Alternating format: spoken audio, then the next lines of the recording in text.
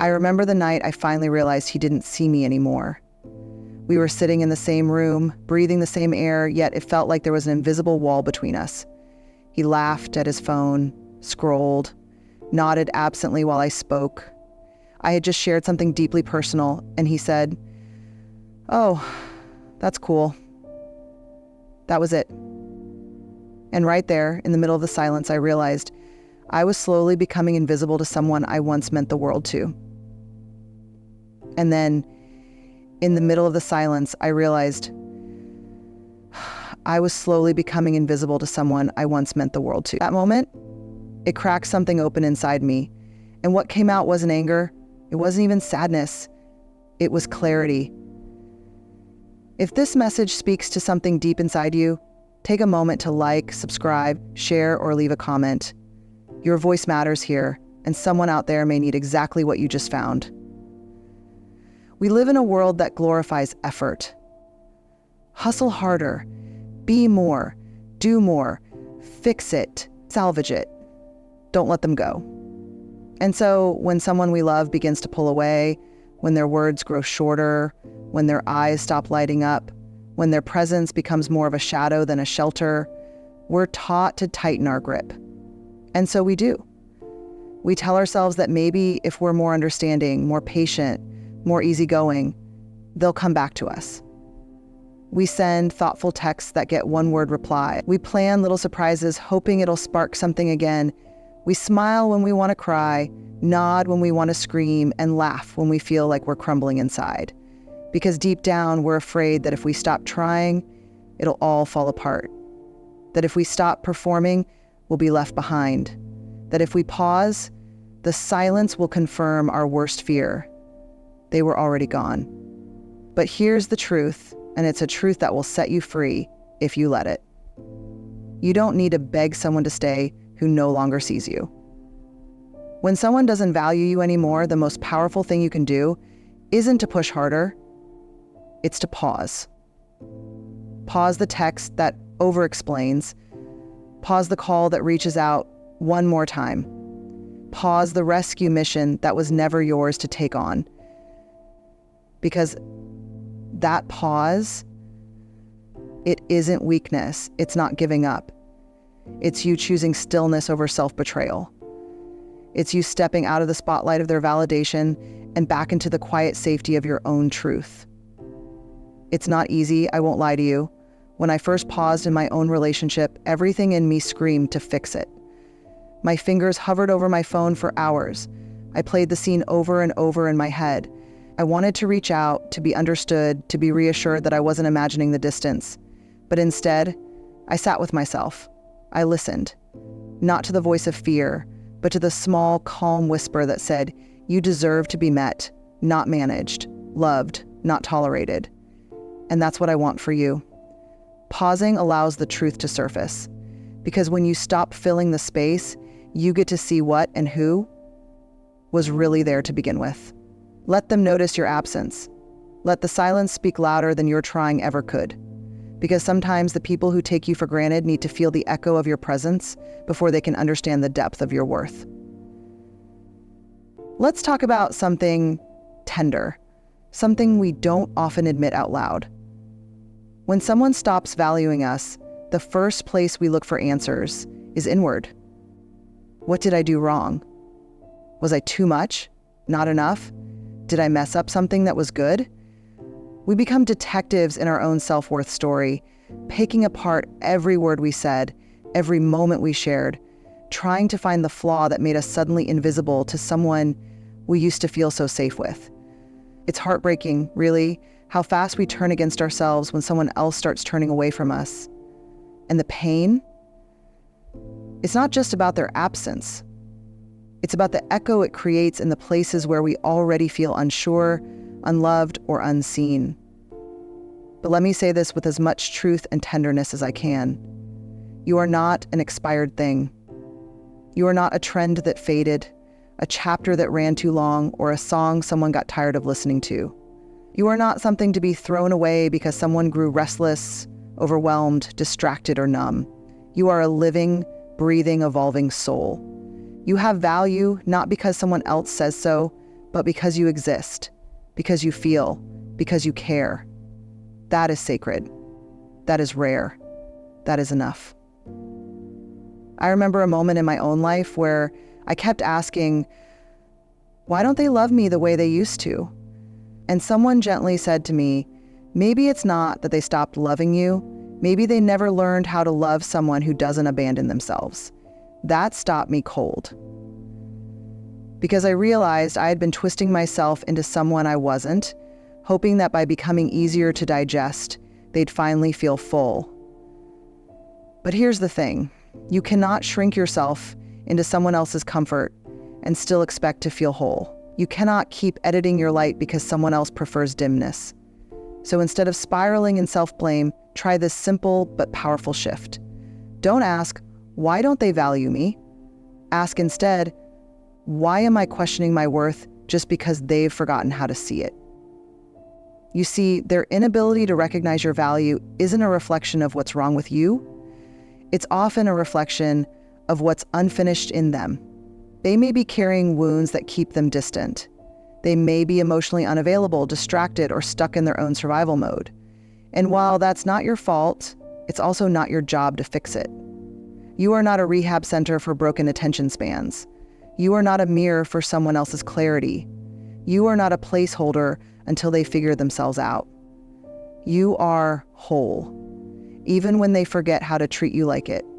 So let yourself step away from that distorted mirror they've handed you. Breathe, reclaim your image. Not the version they barely noticed, but the version you recognize when you're not busy proving anything to anyone. You are still radiant, still worthy, still entirely lovable, even if they can't see it anymore.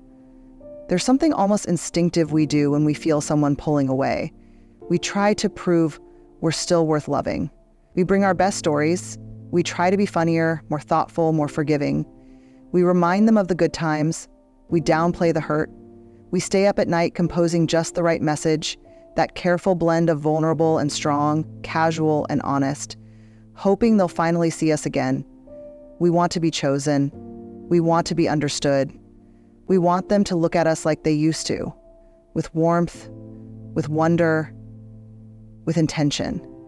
So we hustle for love, we prove, we pour, we perform. But here's the quiet truth underneath all that trying, and I want to say this gently, but clearly. Love that needs to be constantly proven is not love that's safe to hold. Because love, real, rooted love, doesn't require performance. It asks for presence. And when someone stops showing up for you, stops engaging with the depth of who you are, you reach a sacred fork in the road. And it's also where love can reach out to you. You reach a sacred fork in the road. One path leads to endless proving. The other leads to something harder, but so much more powerful: protection. I'm not talking about walls made of anger. I'm talking about boundaries born of self-respect. Protecting your heart doesn't mean you don't care. It means you care deeply, enough to stop offering it to someone who handles it carelessly. Let me tell you a story. I had a close friend once, the kind of friend I'd drop everything for. She knew my life inside and out. But over time, I noticed the energy was no longer mutual.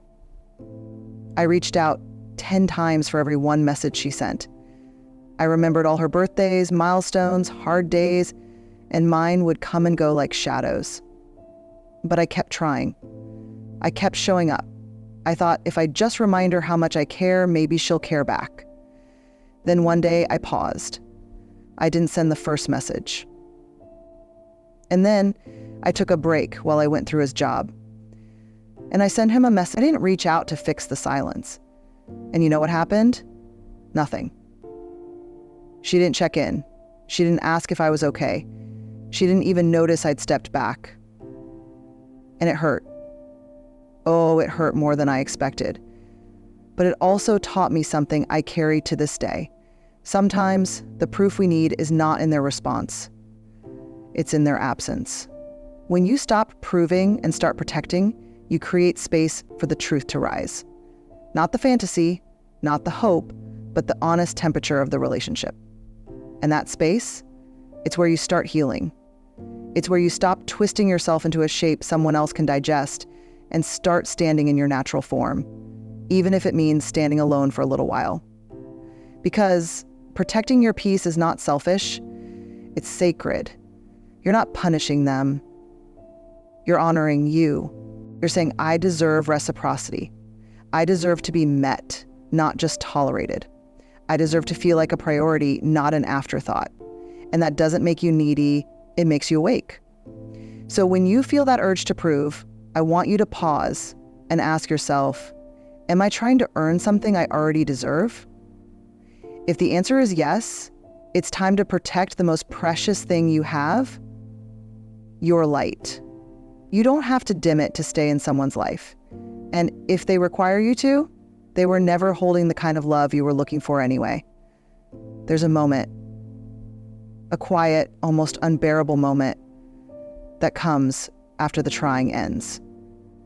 When you finally stop texting first, when you've put down the weight of over-explaining, when you've paused all the proving, that's when it comes. The silence. And it can feel suffocating at first. It's the kind of silence that echoes, that sits next to you like a question you don't know how to answer, that wakes you up in the middle of the night and whispers, what if they don't care that I stopped trying? I want to be honest with you. This part is hard, but it's also where the magic begins. Because silence, when held with intention, is not emptiness. It's revelation. It's a mirror. It's a spotlight. It's a gentle, powerful truth teller. You see, when you step back and say nothing, not as a punishment, but as a practice of self-respect, you create space for clarity to rise. People show you who they are in the silence, not in their apologies, not in their promises, not in their curated gestures when they sense you slipping, but in what they do the moment they see it, when you stop filling in the gaps. Some will notice your absence and lean in. Some will vanish and never look back. Some will become uncomfortable because your silence reveals what your words were always covering up, a one-sided relationship held together by your effort alone. Let me share something personal. I once sat in a quiet, agonizing silence with someone I loved deeply. For the first time, I didn't reach out. I didn't explain myself. I didn't try to fix what was unraveling.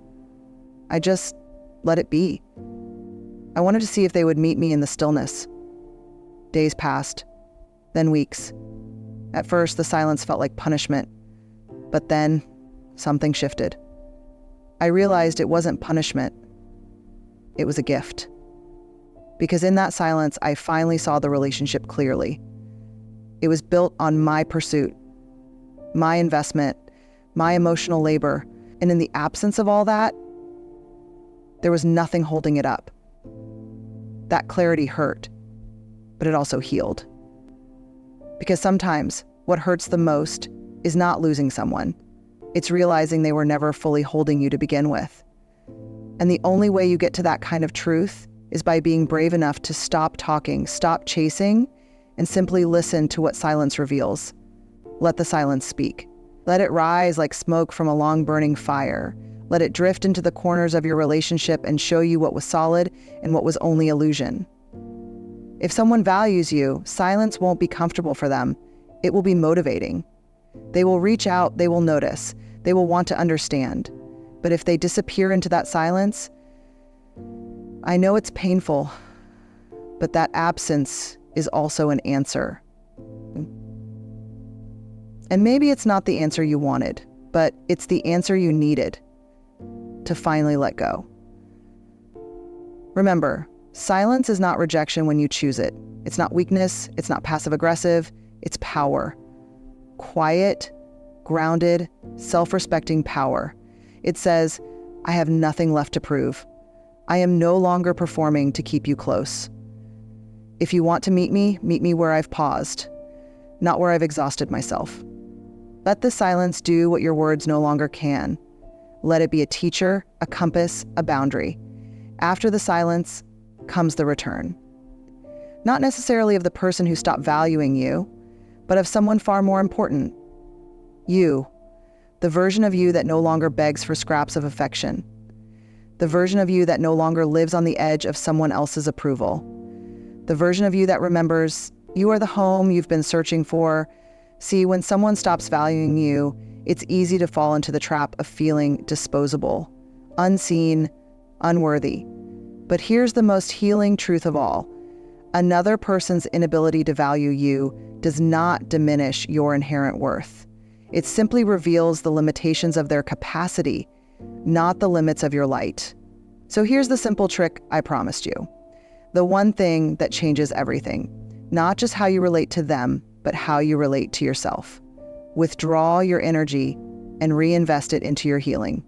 Not to manipulate, not to provoke, but to come home to yourself in the most radical, loving way. Because when you pour that love back into you, slowly, softly, intentionally, things start to shift. Your posture changes, your voice steadies, your eyes brighten, not because someone else is looking, but because you're finally seeing yourself again. You begin to attract differently. Not because you're trying harder, but because you're no longer trying at all. You're simply being rooted, whole, enough. That's when real love finds you. Not the kind that requires your exhaustion or your silence or your sacrifice, but the kind that meets you where you are and says, you don't have to work for this, just be. And if that love doesn't come from another person right away, let it come from you. From the way you talk to yourself, from the way you protect your peace, from the way you choose not to shrink even when it's lonely, from the way you rise, not in defiance but in quiet dignity. There is something unspeakably powerful about a person who stops begging to be chosen and starts choosing themselves again and again. You don't need to convince anyone to stay. You don't need to chase after people who are comfortable living without your presence. You are not meant to twist, shrink, or perform for love. You are meant to be loved as you are, fully, freely, without conditions or confusion. And here's something beautiful to hold on to. When you start honoring yourself the way you once longed for someone else to, life reflects that shift back to you. It may not be immediate, it may not come from the person you hoped, but it will come, because self-worth is magnetic. It changes what you tolerate, it filters what you allow, and eventually it draws in people who speak the same language of love that you've finally learned to speak to yourself. So if someone doesn't value you anymore, don't collapse, don't chase, don't prove. Pause, protect, listen, and return not to them, to you. If you're feeling unseen, here's your gentle next step. Try the pause. Not as punishment, not as manipulation, but as self-respect. Pull back, not to provoke a reaction, but to protect your light. Watch what happens. Some will fade, some will fight, some will fight, some will fight some. Some will finally see, but no matter what they do, you will have returned to the one person who always needed your attention most. Yourself. You are not here to convince anyone of your value. You are here to live in it. Own it. Be it.